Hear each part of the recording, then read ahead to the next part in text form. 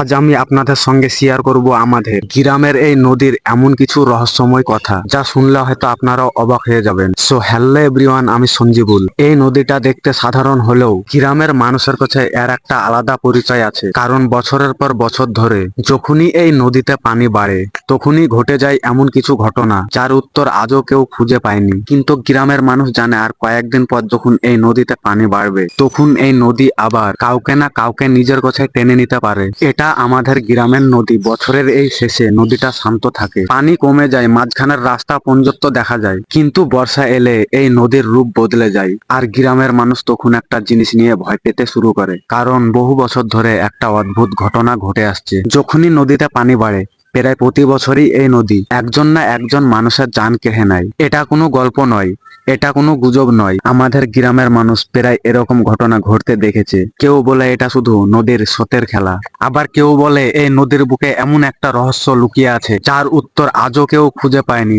এখন নদীটা শান্ত, কিন্তু কয়েকদিন পর যখন আবার পানি বাড়বে তখন এই নদীটা আবার কি করবে সেটা কেউ জানে না। আপনার কি মনে হয়, এটা কি শুধুই মাত্র দুর্ঘটনা, নাকি এই নদীর পিছনে সত্যিই কোনো অজানা রহস্য লুকিয়ে আছে? কমেন্টে জানান।